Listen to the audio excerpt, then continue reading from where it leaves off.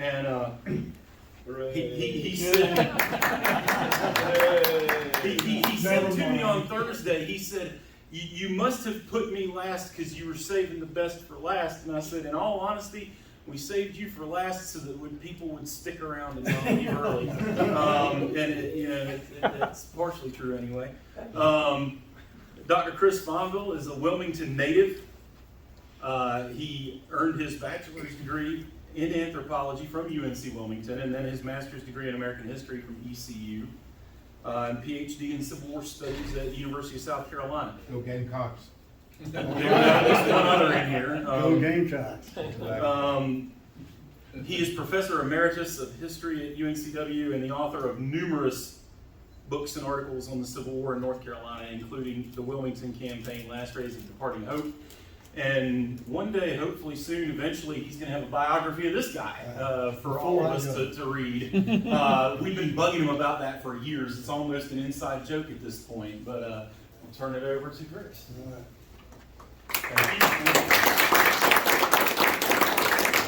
What Andrew didn't tell you is that he was my first teaching assistant at UNCW when I was hired there in 1996. And we got along so well, worked together so well, that I asked for him that second semester, which was never done, but I got it. So we go back many years. I know many of y'all have come from far away, but not as far away as Elena Howe, sitting right there, who is from Russia originally. And I was talking about her at lunch. I went off with my good friend Bob Browning and Ned Rhodes and Sam Newell. And I was talking about this young lady. She goes to everything. She is everywhere. And then suddenly, here she is. I was not expecting her. Serendipity, as always. She's heard me tell this story, and I know Ned has too. I can't remember the last time I gave this talk on Cushing, but I feel like that man who comes out of the shopping center and he can't find his car keys. He's fumbling around in his pocket, and they're not there. What did I do with my car keys? I must have left them in the car. He goes out to the parking lot and he can't find his car. Oh my gosh, I've left my car keys in the car. Now my car has been stolen.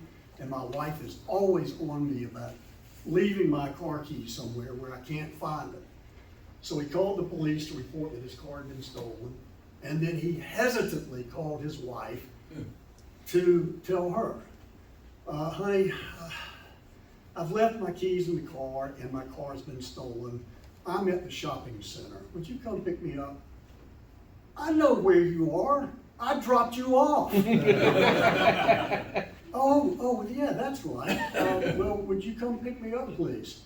I will as soon as you tell this policeman that I did not steal your car. It's just where I am in life.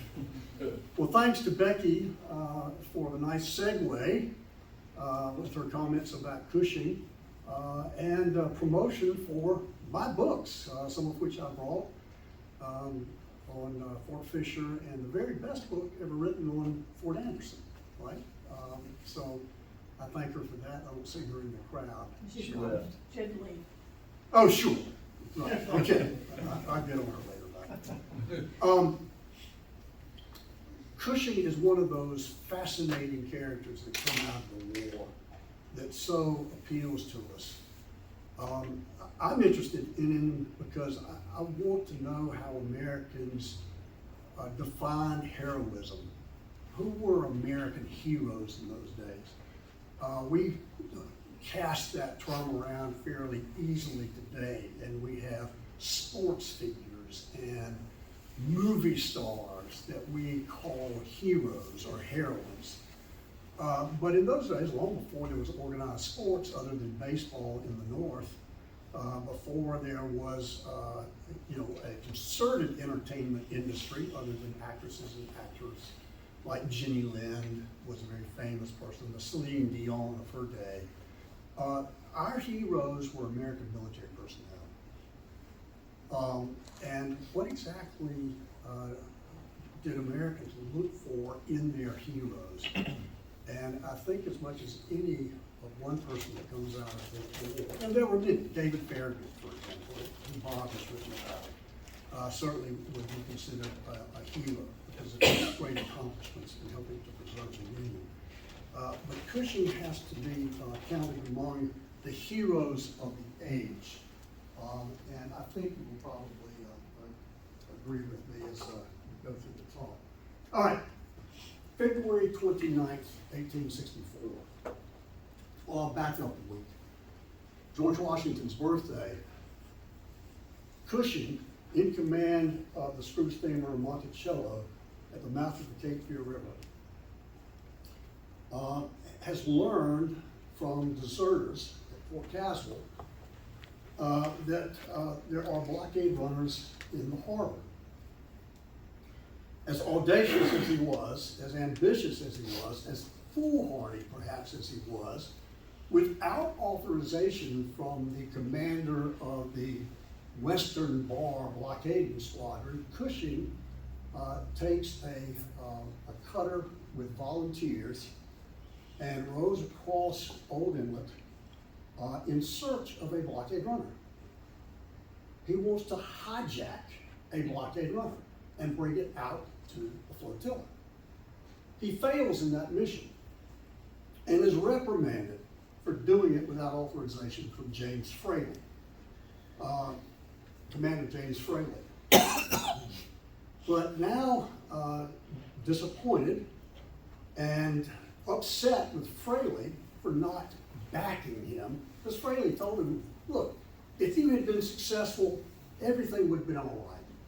But if you fail in these kinds of missions, which you are famous or infamous for, then I'm going to get the blame. So I authorize you to do nothing.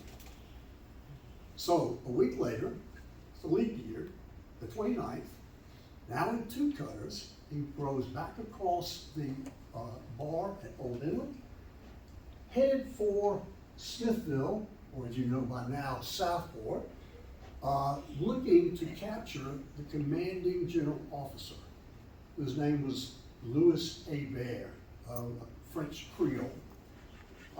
So in the dead of night, they row across the bar, right underneath the guns of Fort Caswell and Fort Holmes, then under construction, all the way to Smithville. They land. They discover a couple of enslaved African Americans who are working on assault work. They ask where the general's residence is. The blacks actually guide them to Hébert's headquarters and personal residence at or near Fort Johnston, as it appears here in this wartime engraving, and then broke into his house. So you can imagine the audacity of these young Union naval, these sailors, led by Cushing, in Smithville, that surrounds a Confederate fort where there are hundreds of sleeping soldiers. So he breaks into the house. This is not the house, this is actually the officers' quarter from the War of 1812 period, the only standing structure from the early history of Fort Johnston. Rummaging around this dark house, Cushing lights matches as he goes and stumbles into one room where he finds an officer in his pajamas, holding a chair, getting ready to beat whoever has come into the house. So there's a ruckus. Cushing is called back down to the bottom floor. He grabs this officer, who identifies himself as Captain Patrick Kelly, a staff officer with Hébert, bring him back down the stairs, but the alarm has been set off. Another officer in the house has discovered that Yankees are in the house and manages to get out and set off the alarm. So Cushing grabs his prisoner, they make their way back to the boats and pull away before the Confederates can discover them. Cushing later wrote, they were like the old man who can't find his glasses that are on top of his head, and there we were. And so he escapes back out to the blockading squadron and takes his prisoner, Captain Kelly, aboard the Monticello, gives him a pair of dry socks, gives him a glass of sherry, and early the next morning takes him over to James Madison Fraley and presents him. And Fraley is absolutely livid. But this is the kind of thing that Cushing did throughout the war to make a name for himself as well as for the United States Navy. So all those soldiers in Fort Johnston cannot find him. And I love this part. The next morning, after sunrise, Cushing sends ashore one of the young officers, John Jones, who has been with him the night before in that attempt to capture General A. Baird. Now they're going ashore on the flag of truce to get Captain Kelly's personal belongings. So under the flag of truce, the Confederates at Fort Caswell allow them to land at O'Donnell.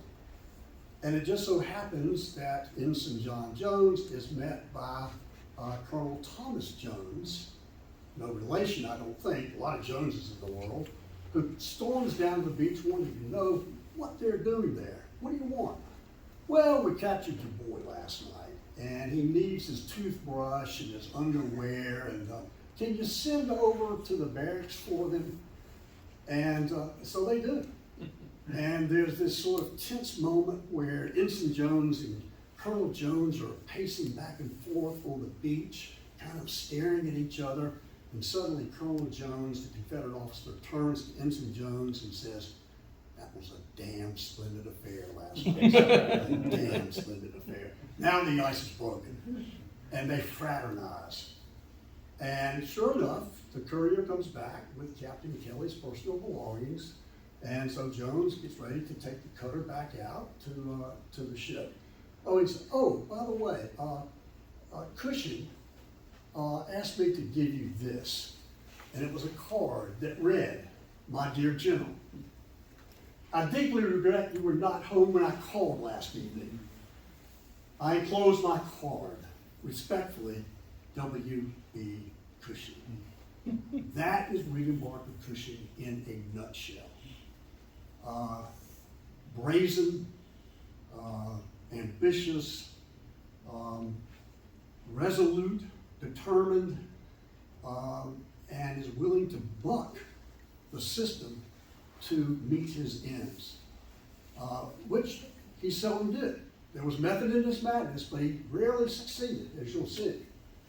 But he became, of course, a great celebrity during the war, and by war's end, a hero. Now, he was born on the frontier of Wisconsin, near a little town today called Delafield. His father died when he was not quite 5 years old. This deeply affected Will Cushing. And I can tell you from personal experience, when you lose a father at a young age, it confuses you, it angers you, it can at times enrage you, it can make you apathetic. And Cushing was all these things. He grew up relatively undisciplined, without a father in the family. He was a freewheeling, devil-may-care young boy. His mother, Mary Barker Smith Cushing, they called her Little Ma. What if she was Little Ma Barker? She said of her son Will, he was particularly daring, even as a boy. He was quick to feel, for obvious reasons, and prompt to act. So with a brood, there were a number of children. She moved to Fredonia, New York, on the banks of Lake Erie, and about an hour south of Buffalo, to raise her children. You'll know his most famous brother, Alonzo Cushing, of the 4th U.S. Artillery Battalion, who was mortally wounded on the 3rd day of the Battle of Gettysburg, just as Louis Armistead's troops are going over the stone wall. Cushing was awarded the Medal of Honor posthumously by Barack Obama about 10 years ago. So he had a very famous brother. Cushing grew up in Fredonia. He was sort of the leader of the neighborhood gang. Despite his slight frame, he was about my size. not quite 6 feet tall. I'm 5'11", slighter frame, but cocky, arrogant, tough. He didn't back down from anybody. He once got to an argument when he was just a young boy with a man, and Cushing took an axe handle and swung it, hit the guy in the head, and knocked him out. But he fought with every boy in the neighborhood. He sort of became the leader of his gang. He could run faster and climb higher and fight tougher than anybody else in the neighborhood. And so he sort of became the leader of these young men, but again, undisciplined as a youth. So while his brother, Lon, was accepted in the United States Military Academy, which requires a congressional appointment, Will was not accepted. They did, however, get him into the U.S. Naval Academy at age 14, 1857, class of 1861. And they hoped that this would instill the discipline that he so lacked as a young boy. And look how young he was when he entered the academy. So he was there, but he really didn't change. He was known as a prankster. He was known for his, the term at the time was skylarking instead of studying. He would do silly tricks, like one time he took a bucket of water and put it up over the door of the classroom so that when the professor walked in, it dunked the professor. The professors didn't like him. They were looking for a way to get rid of him, but he had connections. One of his cousins was an officer in the United States Navy, so he had that cushion to keep him in the Naval Academy. But eventually, it got so bad that in March of 1861, the Academy ordered him to leave school. They put it down as a deficiency in Spanish. He failed foreign languages, but it was their way of just getting him out, which was unfortunate because by then Cushing, having matured somewhat, determined that life in the United States Navy was his calling. And he was deeply hurt. He was embarrassed. He had that epiphany where he realized who he was and who he wanted to be. He was consoled by a good friend who was a professor at the Naval Academy, Charles Flusser, who would actually be killed in the war, who just happened to know General Benjamin Butler, who commanded Army troops in Annapolis. And Butler interceded and got an interview with Gideon Welles, the Secretary of the Navy, for Cushing. So here, within a 2-week period, Cushing is being interviewed by the Secretary of the Navy himself. And of course, the war now has started, and Mr. Lincoln needs sailors.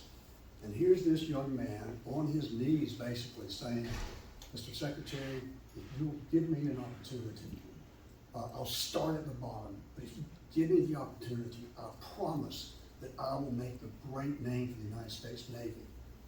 And if I have to pay for doing that with my life, so be it. And Welles was very impressed by Cushing and gave him a chance. You're starting at the bottom, young man. You're a midshipman on the USS Cambridge.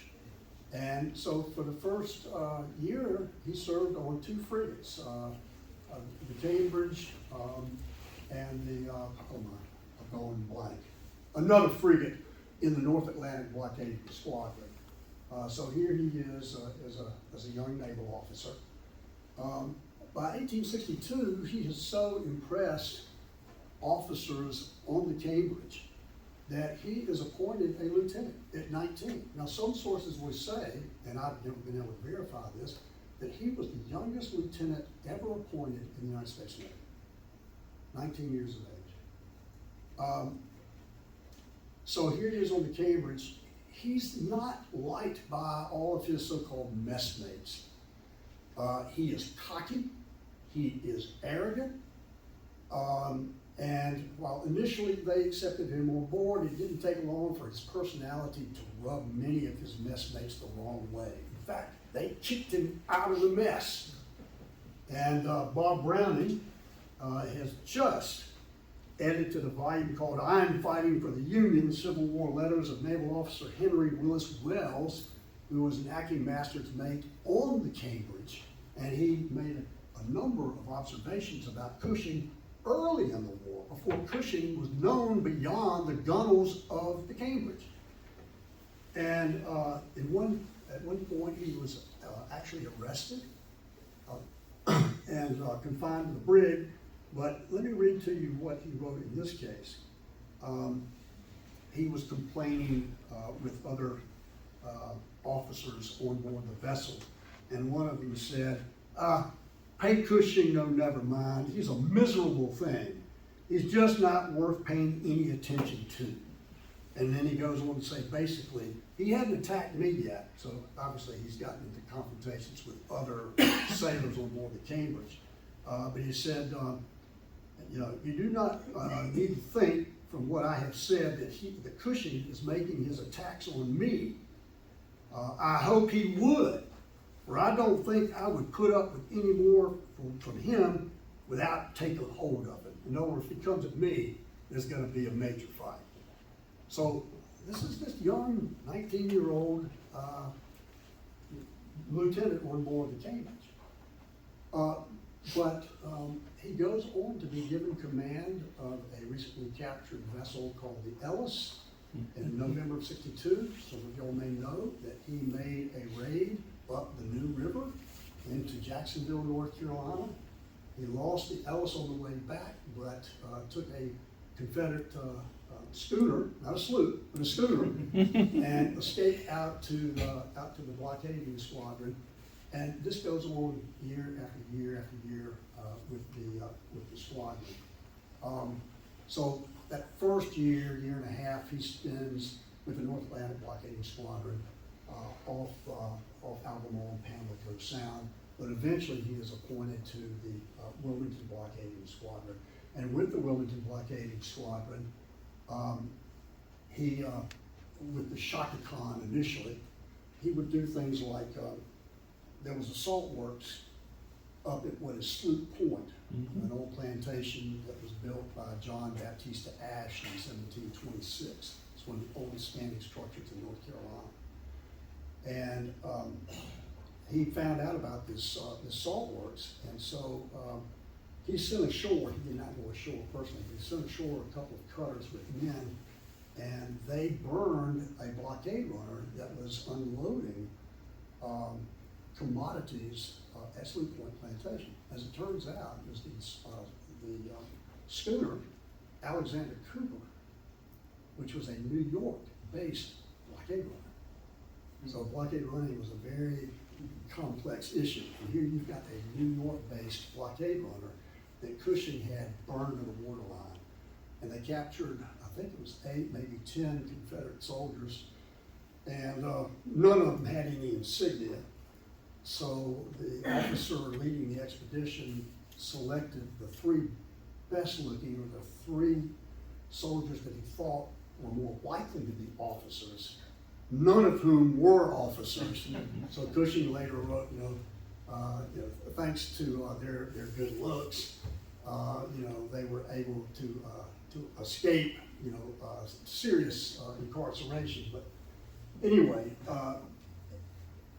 the naval officers now were the head of the Navy were so impressed with him that they gave him command of the USS Monticello. He was with the Shaka Khan for about a year, but the Shaka Khan was not seaworthy. It started to leak. It was not in good shape. So now they put him on board the Monticello, and that is the ship that Cushing is most associated with. He was infected by ram fever in May of '64 when the Confederates launched an attack against the blockading squadron off New Inlet. Fort Fisher protected New Inlet, the northern entryway into the Cape Fear River.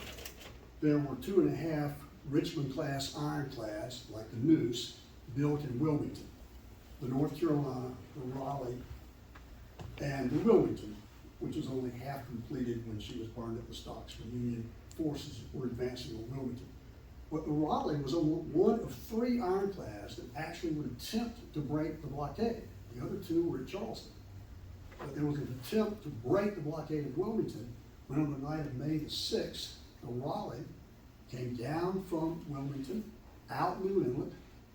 By the way, she too was constructed of green wood and caulked with cotton. So this was not a very seaworthy vessel.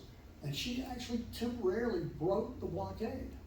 But running out of fuel and leaking, early the next morning, she steamed back into New Inlet. And as she made the turn to go northward, she ran onto a shoal and she sank. She's still there to this day. Cushing didn't know that. The flotilla of vessels had all taken off during the night when this unidentified ship appears in their midst and starts firing into them. And then after sunrise, they realize that they're up against a turtleback, and they move in to attack her. Of course, they do no damage to the casemated vessel, but they think, well, we've got her on the run, but in fact, she was just running low on fuel, so Pembroke Jones took her back into the Cape Fear River. Cushing shows up on the scene in the Monticello. He has not been a part of the counterattack early that morning, but he is inspired by what the Confederates have done. That's the kind of thing I would have done. God bless the Confederates for attempting to do what I had been doing for the better part of 3 years now. But now he determines to counterattack the Raleigh. So in June 23rd, 24, he takes 2 cutters full of sailors from the Monticello, goes across the bar at Old Inlet, goes up the Cape Fear River looking for the Raleigh. He's going to hijack the Raleigh. He's failed to get a blockade runner. Now he's going to get an ironclad. So he goes up the river. What he doesn't know is that it's sunk near Battery Buchanan. Steve can tell us all about that. So he spends 2 days searching for the Raleigh, and word gets out among the Confederates that Cushing is on the river. And there are all kinds of rumors. Cushing has gone to Wilmington. He actually had a sister-in-law who lived in Wilmington. He had a half-brother who had died living in Wilmington, and his sister-in-law and nephews were living in Wilmington. So the rumors were William Barker has come up to visit his sister-in-law. They went to a performance at Thalian Hall. They are looking to kidnap General Whiting, the district commander. So there are all kinds of rumors swirling around about Cushing. In other words, he's striking fear into the hearts of his antagonists. So he doesn't find the Raleigh. He doesn't capture Whiting. He does capture a mail courier with all kinds of correspondence and some artifacts.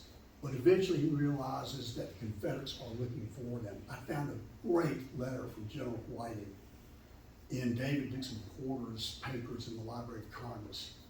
Now, Becky mentioned that after the Second Battle of Fort Fisher, that Union soldiers, sailors, and Marines plundered and pillaged, looking for souvenirs to take.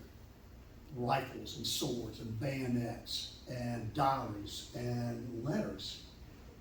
And somehow Porter got a hold of a number of letters that came from Colonel Lamb's personal papers. And one of those letters was from General Whiting, writing to Lamb, telling him about Cushing's foray onto the Cape Fear River. Colonel, we've got search parties out from Wilmington looking for this SOB. I want you to organize a search party at Fort Fisher and go north as we go south, and let's capture him. And if you capture him, and this stunned me, if you capture him, I want no prisoners. That's how badly Confederates wanted William Parker Cushing. But he escaped, back out to the Monticello. Now, having failed to hijack or destroy the ram Raleigh, that becomes the trigger event for the great event of his Civil War career. So there he has spent his time and crossed from the western bar, blockading Squadron, across Old Inlet, up the Cape Fear River, all the way up to Bernard's and Mott's Creek. They hung out here for a couple of days. They captured some hunters and fishermen and some ladies in a buggy. So he's got this whole bevy of people in his camp. He lets them go. He takes a couple of the mail courier with him. They go back out, escape through New Inlet, back out to the Monticello, with the Confederates converging on him by land and by sea, and he escapes. So the Raleigh has been sunk. Cushing fails to find it, but now he determines instead to go after bigger fish. And there's that same photograph that Becky showed you. That's how big a celebrity he was by 1864. So the photographer, and I suspect it's probably Timothy O'Sullivan, who took all the photographs of Fort Fisher that are in my book, Fort Fisher 1865. So here he is on the Malvern. He's been, by the first attack on Fort Fisher, appointed executive officer of the Malvern. And you can imagine that whoever the photographer was, we'll say O'Sullivan, goes on board the vessel, and you've got the North Atlantic Blockading Squadron Task Force Commander in Acting Rear Admiral David Dixon Porter standing right there. And the photographer said, "I'd like to get a photograph of Lieutenant Commander Cushing, or Lieutenant Cushing at this point. Do you mind?" And look at Porter behind him. That should be me up there, not Cushing. But, Cushing, of course, was that big a celebrity. I love that photograph. And you can just see that jaunty sort of stance. You know, I'm the man. I'm the man. Not Porter. I'm the man. So. Why is he wearing commander stripes? He's actually wearing lieutenant commander stripes. So you're right. He's not lieutenant. He's lieutenant commander. I kind of jumped ahead of myself because this was taken after the destruction of the Albemarle. It would have been in December of '64, and by then he was a lieutenant commander. So that was my bad. Good catch. So he knows about the Albemarle, the Richmond-class ironclad that has been involved in the Battle of Plymouth in April. Plymouth had been in federal hands for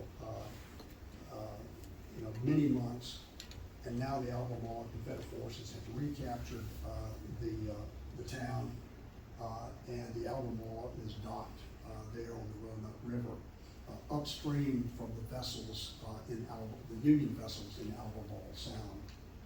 So he's got to go far upstream, and so Cushing has so impressed now Gideon Wells that he actually received authorization to plan a mission to destroy the Albemarle. Now, Cushing would much prefer to hijack it, but if necessary, he would destroy it. He had cutters, steam cutters, custom made in Washington, D.C. They came down the Chesapeake to make their way into Albemarle Sound. He actually lost one of the cutters on the Chesapeake Bay, but he continued on, got to the Albemarle Sound, and then made one ill-fated attempt to get upriver, turned back by bad weather, but then on the night of October the 27th, early morning hours of October the 28th, 1864, with two cutters, including the custom-made one, that has a spar torpedo attached to the bow, as you know. They make their way up Albemarle Sound to Plymouth to try and get the Albemarle. And that's a fanciful rendition of what the cutter would have looked like. They actually muffled the steam engine so the Confederates couldn't hear them coming. And he actually was able to slip by the wreck of the Miami where his friend Charles Flusser had been killed in the Battle of Plymouth. And of course, he lost his father, and now he's lost one of his best friends, the man who interceded on his behalf to get him into the Navy. And he is enraged. So he manages to slip by the sentinels on the Miami. They move further up, right up to the Albemarle before they're spotted not by Confederate guards, but by a Confederate dog. The dog can see and hear them coming and starts barking, and that's what alerted the sentinels on shore. But Cushing by then has already decided, well, I can't hijack the vessel now, the game's up. I am going to destroy it or attempt to destroy it. So he actually takes his cutter by, makes a U-turn, comes back around. The Albemarle is being protected in part by a log boom all the way around it, because they have heard rumors of an attack that might be coming. And Cushing, with a full steam of head of steam, just crashes up onto the log boom. There's the Albemarle. As the Confederates are firing at him from on shore with long arms, and the sailors on board the Albemarle, the alarms set, are now loading their Brooke rifles in an attempt to hit Cushing before he hits them. The problem is they couldn't depress the cannons enough to get at him as he got closer. And he did. He ran his little cutter up over the boom, and slowly, but surely, deliberately deployed that spar torpedo up underneath the wooden hull. And imagine the chaos and the mayhem and the confusion with bullets and cannons going off. And Cushing, just so coolly, pulled the lanyard on that torpedo and blew a hole, he later said, that was large enough in the hull of the Albemarle to drive a wagon through. But the explosion was simultaneous with the detonation, or the detonation of the spar torpedo was simultaneous with the explosion of a Brooke rifle that was attempting to get Cushing. And he was at point blank range. The cannon was at point blank range, but so was his head. He survived. Only one other sailor managed to escape and get back to the blockading squadron. Cushing did too. He turned to his men and said, "Every man for himself." And then dived in? Jumped into the Roanoke River and started swimming downstream when he's absolutely exhausted. And he only makes it so far. He's with another man who he tries to help, but slips through his fingers and drowns in the Roanoke River. Cushing barely makes it to shore, and just with his hand, just pulls himself up on the mud flats and into the reeds where he just collapses. He's discovered early the next morning by an enslaved African who just happens by. And Cushing gives him a $5 gold piece. Would you please go to Plymouth and see what became of the Albemarle? And the African American went up, came back and said, "She's at the bottom of the river." "All right, I got her. Can you help me?" And of course, you know, if he had been caught helping this naval officer who had just destroyed the Albemarle, that he would have paid with his life. So he said, "The only thing I can do is tell you, you go on down here a little ways and there's a creek, and there's a boat, and that's all I'm going to say." So Cushing, hands and knees, crawls through the woods and the marsh. He can hear Confederate soldiers looking for him. He makes his way to the creek. He finds the boat. He steals the boat and rows down the Roanoke River. And you're talking about an 8-mile trip, and he's rowing by himself. And his mantra is Cushing, Cushing, Cushing, Cushing, Cushing. No lie. That was his mantra, and he escaped. He got back to the blockading squadron, where of course he was received as a great hero. He has done the impossible. It's the only time in the war where a Confederate ironclad was sunk by a handheld torpedo by a Union naval commander, and it is William Walker Cushing. He is forever known as Albemarle Cushing. He becomes not just a national figure, hated in the South, reviled among the rebels, but a great hero in the North and internationally. It is said that Bismarck wanted to meet Cushing in the post-war years. He had heard of William Walker Cushing. So here's a photograph of the Albemarle taken after the war, Cushing's trophy vessel.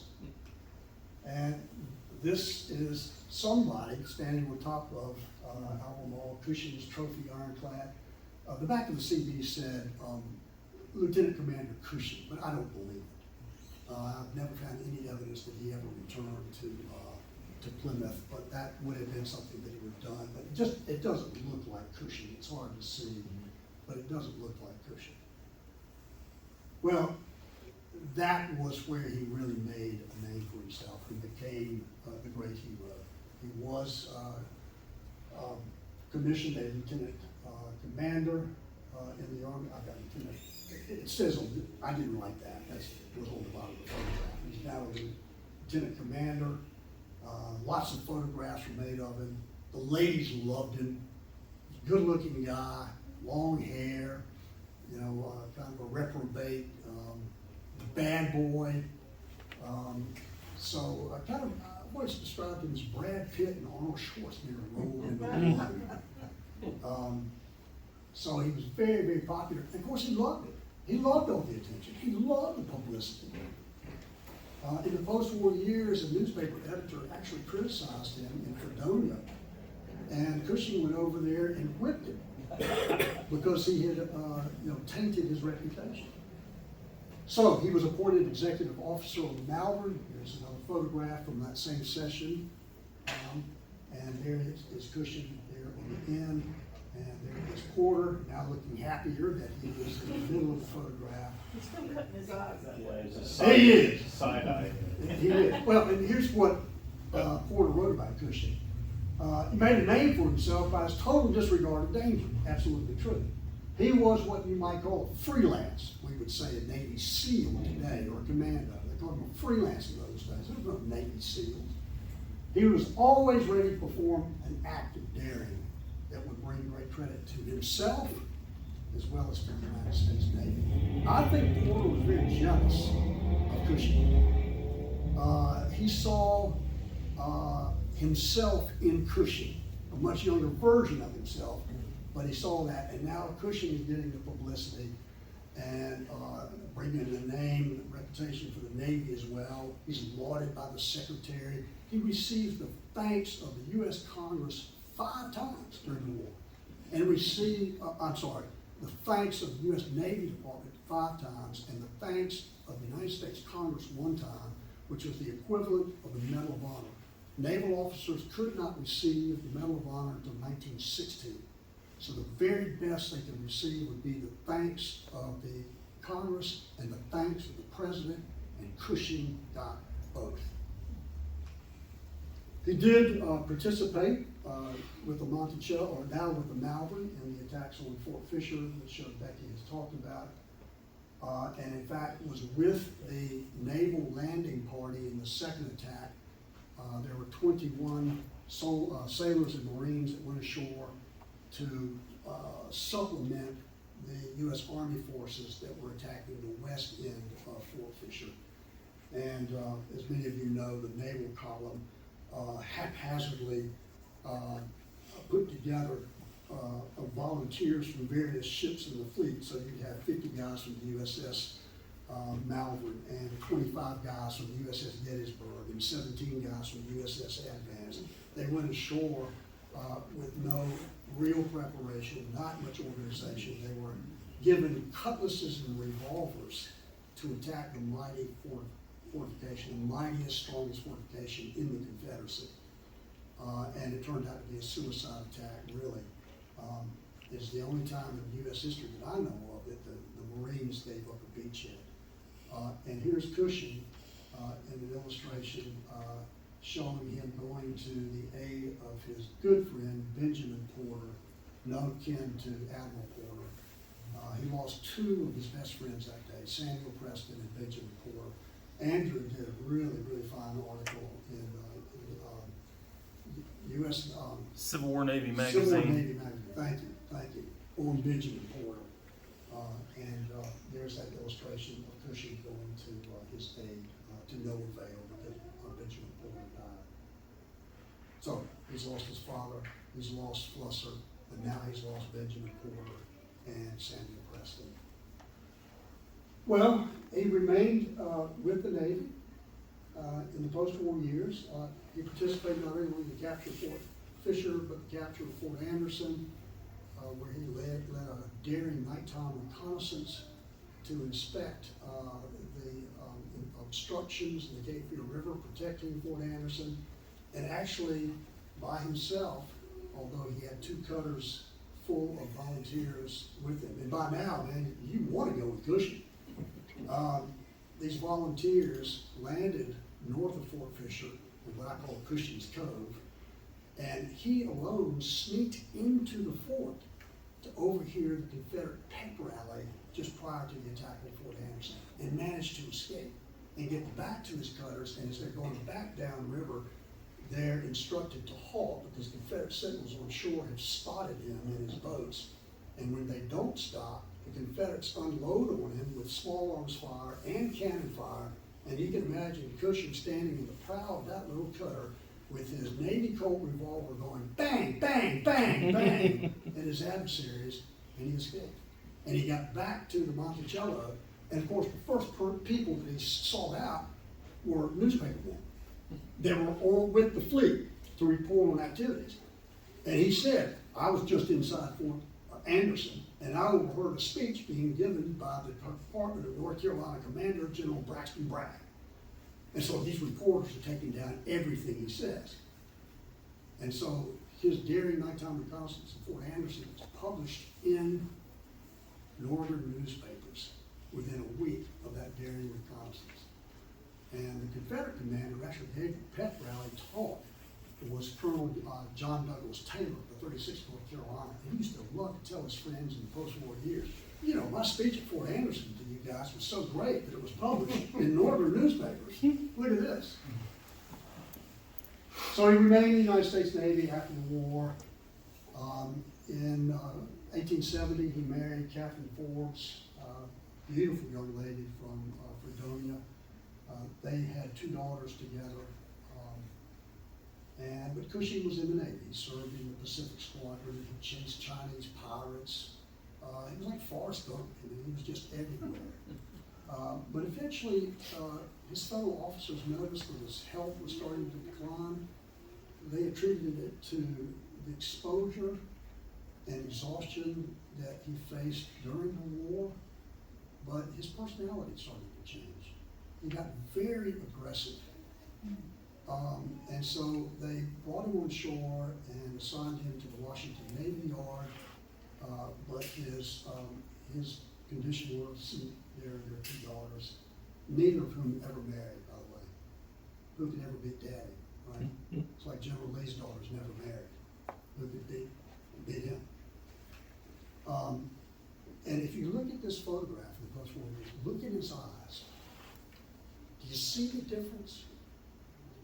That innocence, that sweetness, that ambition, that determination has given way to that look of 1,000-yard stare, right?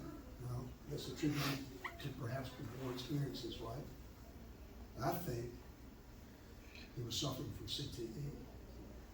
I think he suffered severe brain trauma in the attack on the Albemarle.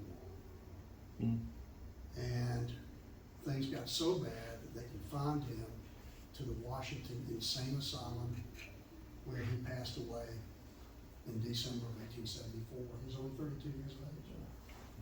32. And where did they bury him? At Bluff Point, at Annapolis, Maryland, on the grounds of the U.S. Naval Academy, the school that had kicked him out in 1861. Now they want him back. And he's very close to Charles Flusser. So you can visit this great monument to him. One side says Fort Fisher, the old Albemarle, his great achievements during the war. And of course, in the post-war years, he was celebrated. There are GAR posts that name themselves after William Barker Cushing. The U.S. Navy has a couple of torpedo boats that they name after him. There is the destroyer, USS Cushing, DD 985. So he was honored for a long time by the United States Navy. And Porter later wrote, as Admiral David G. Farragut was the Navy's glory and its hero, Cushing was the darling of the American Navy. But I think you can also add one of the great heroes of the United States Navy, too. Thank you very much.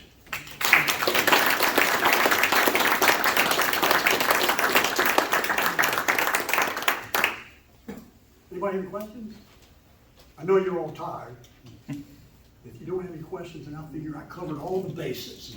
Yes? Well, who do you think was more despised, Cushing or Sherman? Who do you think was more despised in the South? Oh, Sherman. Well, I would thought so. By a long shot. I would describe Cushing as the,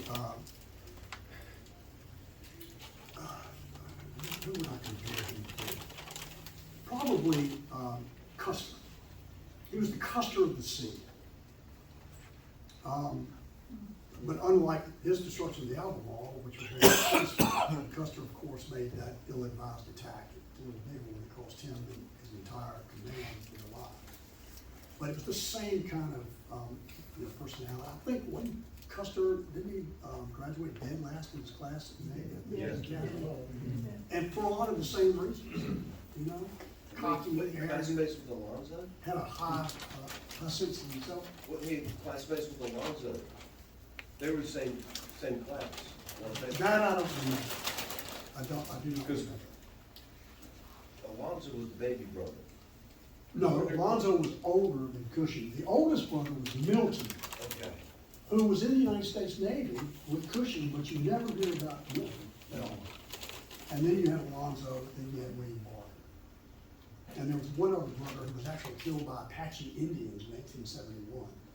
So it's a family full of daring military personnel. Sam?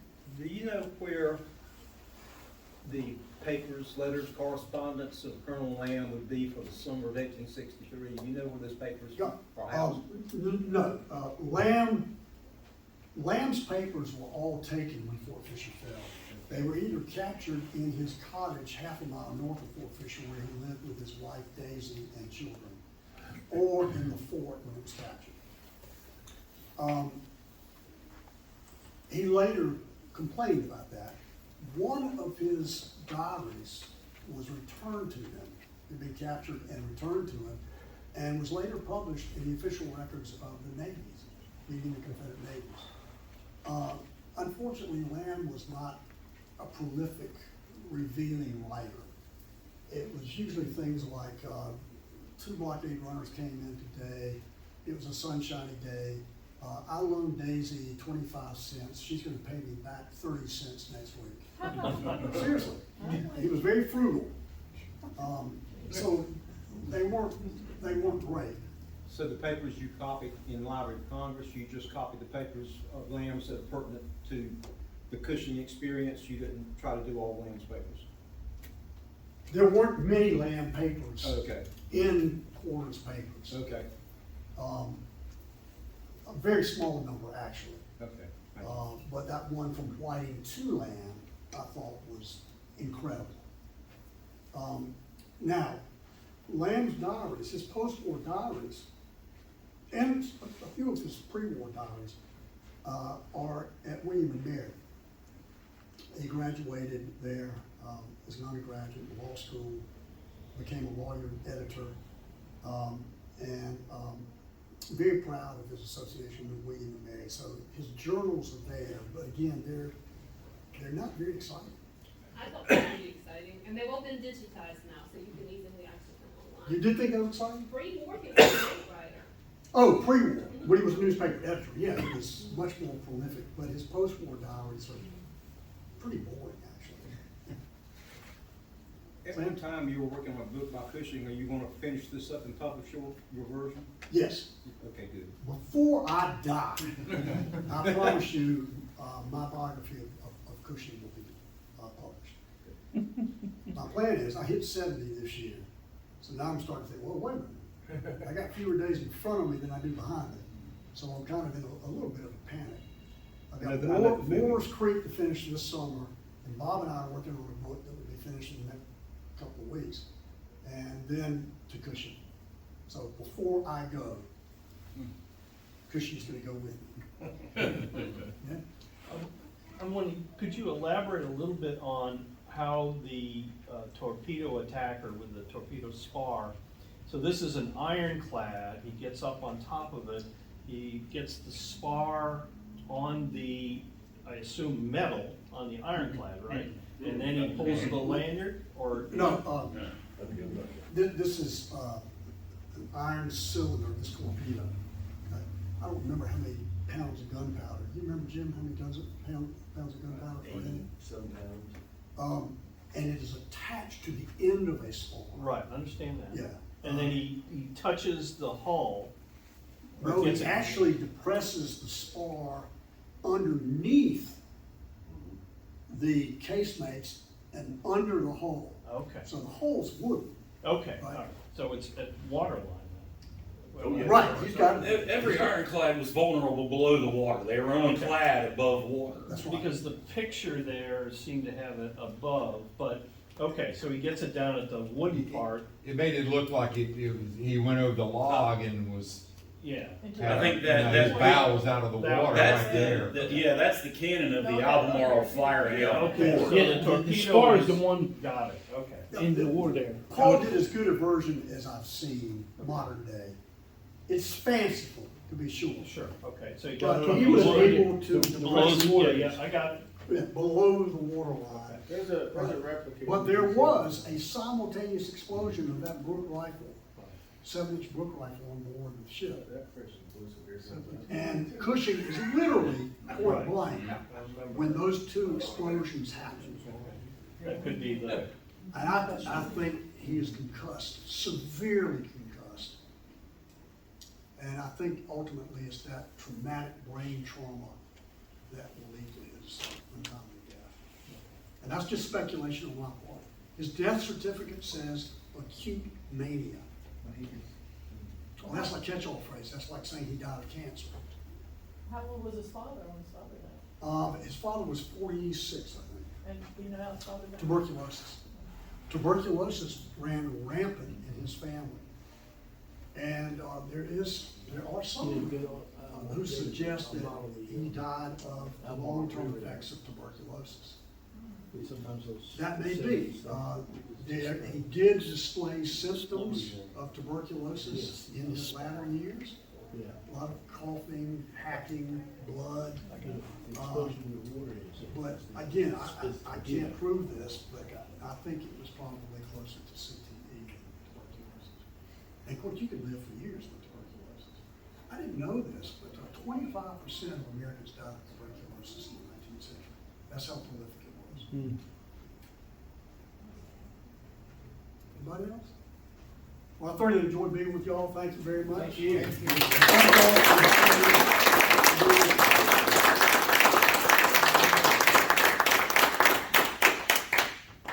Real quick, we do have a tour here at the conclusion